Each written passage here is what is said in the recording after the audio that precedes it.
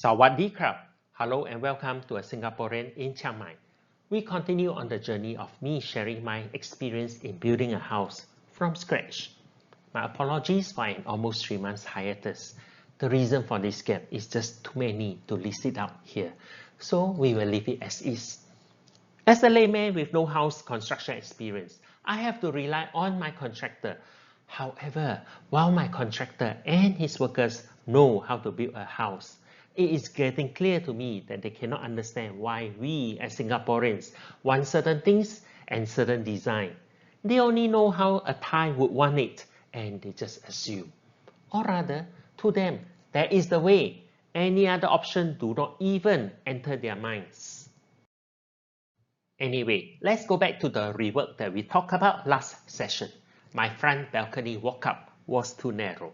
Hence, these two pillars were torn down to make a bigger balcony. New holes were dug 1 meter out for the new pillars, and we ended up with below ground foundation done at the end of week 10. In week 11, above ground walls started to appear, and iron reinforcement were put in for the extended balcony. What is critical is how firm will it be joined to the existing balcony. We do not want the extended balcony to crack and break away 5 years from now. Hence, holes were bored into the concrete for iron rod to shaft into. How strong can this hole? Honestly, I have no idea, but I hope it will be strong enough.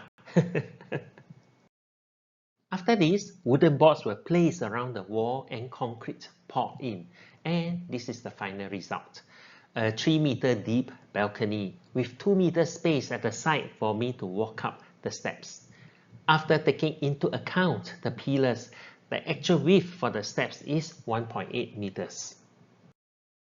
Next, we look at the rework of the wall between the inside and outside kitchen. The water pipes need to be shifted in about 10 cm. In addition, over here there are 2 sets of water inlet and outlet, but I only needed one, as both my inside and outside sink are back to each other. The foreman uses a much earlier design where the sink were not aligned. I'm not sure if my contractor did not understand me or he did not pass the message down to his foreman. This pipe is where the sink would be. This pipe needs to be removed. This is the final product with one set of pipes right in the middle of the wall.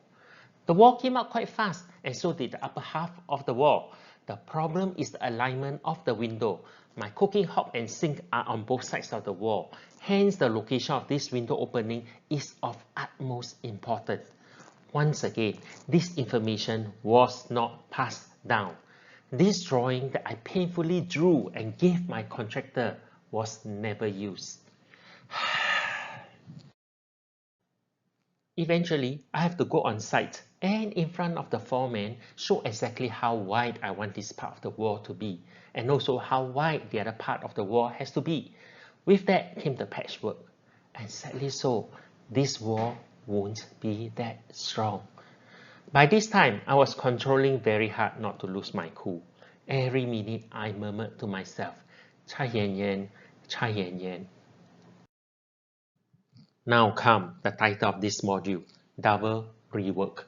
This was the picture I showed at the end of last session and asked if you can see what is wrong. This is the side of the house with a mini walkout balcony. One do not see walkout balcony in Thai houses. Not on the ground floor. For them, they just walk straight out. So this concept is alien to them. Can you see the problem? The balcony is not centralized.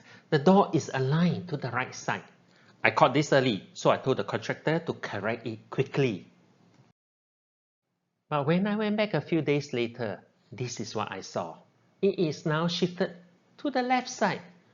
Which part of centralized does he not understand? It turns out that he centralized the door to the 2 pillars. Oh my God, this is when I lost my cool.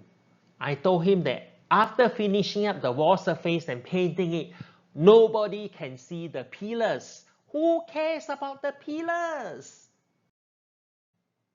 Eventually, I got my centralized door. But once again, the patchwork means that this part of my wall will not be so strong.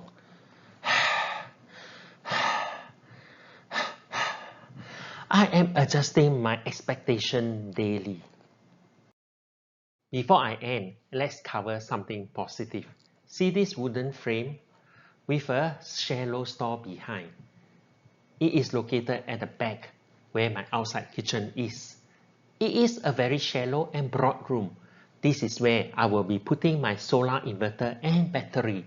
Though I think I only need one 15 kilowatt battery, I've allocated enough space for 2 batteries. That wooden frame will outline my double door for this solar power room. A recap.